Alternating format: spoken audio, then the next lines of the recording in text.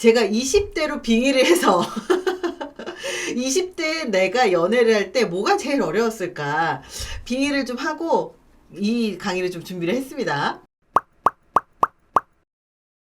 20대가 사실 사람 만날 수 있는 기회가 굉장히 많아요. 많기 때문에 연애할 수 있는 기회도 상당히 많습니다.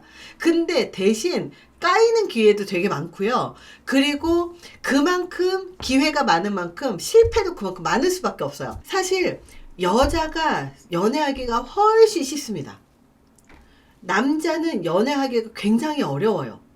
왜냐면 남자는 눈치가 발달해 있거나 외모가 뛰어나거나 스펙이 뛰어나거나 똑똑한 뭔가 이유가 있지 않으면 연애가 굉장히 어렵기 때문에 내가 마음에 드는 사람을 내가 쟁취하기 위해서는 내가 무언가 그 사람한테 마음에 들게 하기 위한 혹은 그 사람이 나를 선택하기 위한 그런 방식과 방법을 반드시 배워야 된다는 거예요. 사람이 외부의 정보를 지각하고 받아들이는데 오감을 통해서 받아들이는데 시각, 청각, 촉각, 후각, 미각, 오감인데 오감 중에서 특히 시각적인 정보를 받아들이는 게 인간이 가장 크고 시각적인 정보를 가장 신뢰합니다. 그렇기 때문에 외모를 봤을 때 이 외모가 잘생기면 예쁘면 후광 효과가 생겨요.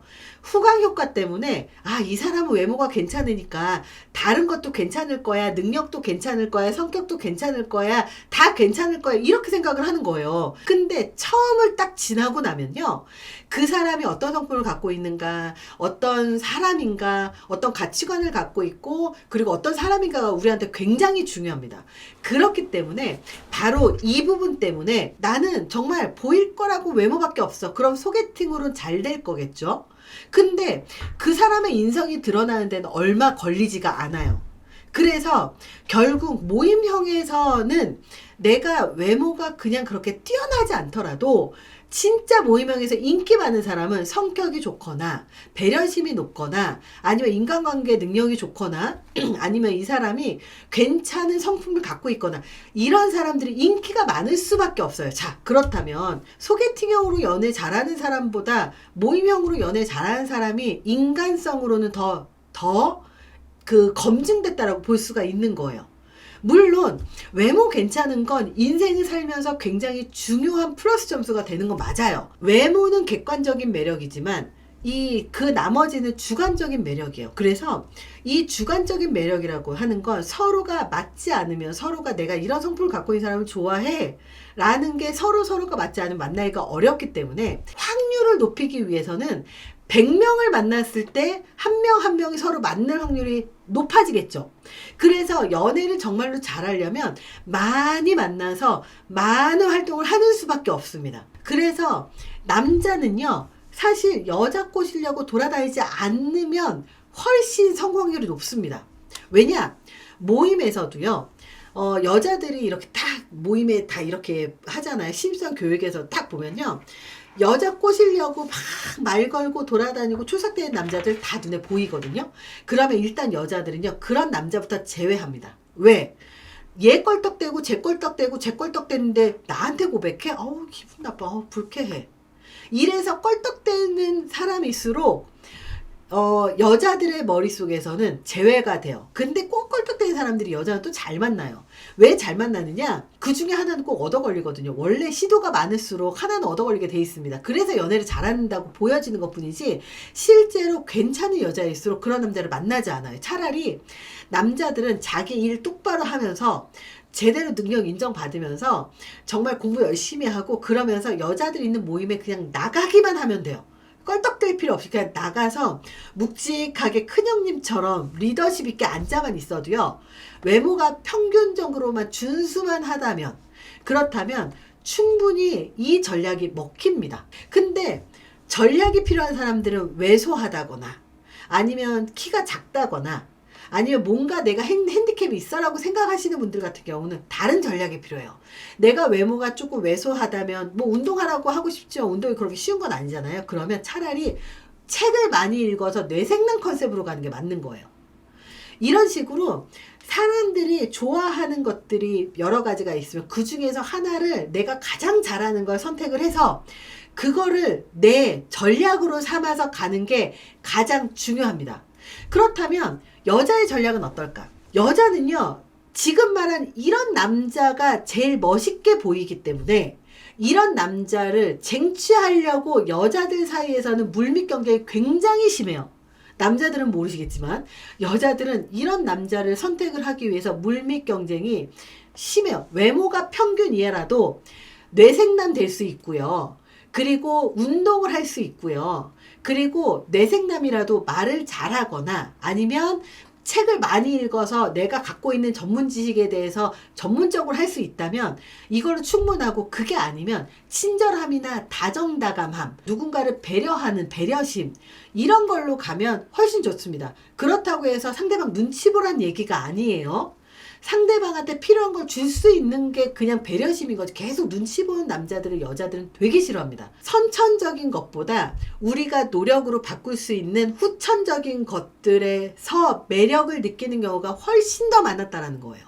그래서 내가 외모가 조금 못났어요. 그러면 미용실 가셔서 정말 미용실 가셔서 헤어스타일만 바꿔도 그 사람은 얼굴이 완벽하게 달라집니다. 여자 같은 경우는 사실 이 정말 잘난 남자를 선택하기 위해서 물밑 작업이 되게 심한데, 여자들은 두 종류가 있습니다. 하나는요, 자존감이 높은 스타일이라고요. 자존감이 보통이거나 낮은 스타일. 자존감이 높은 사람들은요, 자기가 남자를 콕 집어서 그 남자를 자기가 꼬십니다. 이런 여자들은요, 자존감이 높은 사람들이에요. 근데 자존감이 낮은 사람들은요, 나는 나한테 고백하지 않으면 남자로 안 보여. 남자가 고백해야지. 남자가 고백하지 않으면 나는 글쎄 안 끌리더라. 아무리 잘나도. 이렇게 얘기하잖아요. 그러면 이런 분들은 자존감이 낮은 편에 속합니다. 자존감이 높은 사람들은요, 자기가 선택한 사람이 있으면 그 사람한테 먼저 적극적으로 다가가서 그 사람을 쟁취합니다.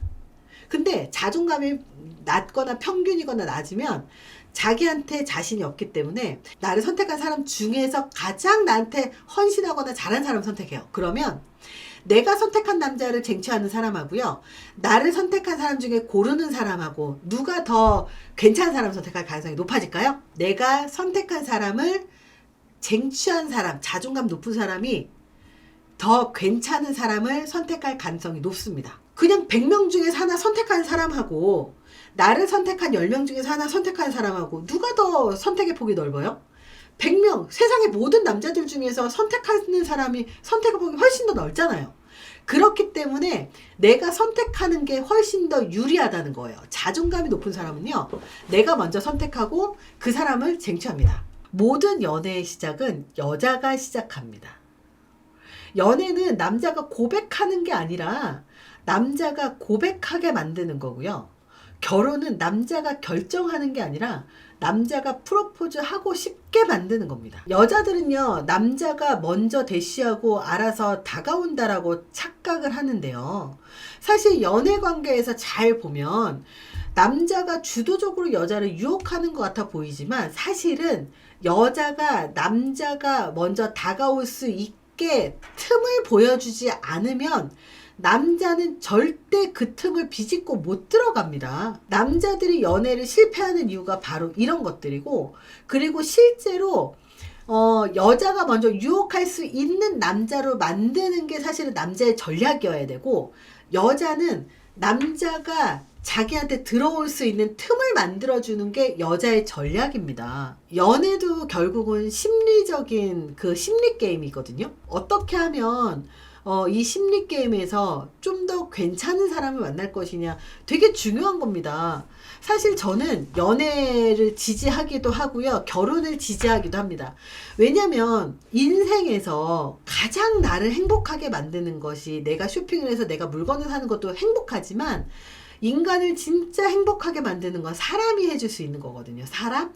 근데 그 사람 중에서 나를 아껴주고, 그리고 이 세상에서 온전히 내 편인 사람 하나가 사실은 인생의 삶의 질을 굉장히 많이 올려줍니다. 물론 제가 여기에서 다루는 건 거의 스킬이라든지 우리가 어딘가에서 보지 못했었던 그런 것들을 중심으로 다뤘었던 이유는 뭐냐면, 만약에 내가 연애를 한다면 뭐가 제일 궁금할까를 가만히 생각을 해봤더니 이런 게 제일 궁금할 것 같더라고요. 어떻게 하면 남녀 관계는 어떻게 이루어질까?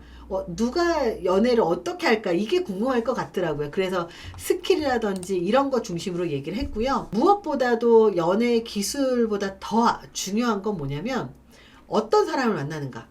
그래서 저는 이런 스킬보다 더 중요한 건 정말 인격이 괜찮고 인성이 괜찮고 사고방식이 괜찮고 생활태도가 괜찮은 그런 사람을 볼 줄 아는 눈을 키운 후에 괜찮은 분들을 좀 만나셨으면 좋겠습니다. 수고 많이 하셨습니다. 감사합니다.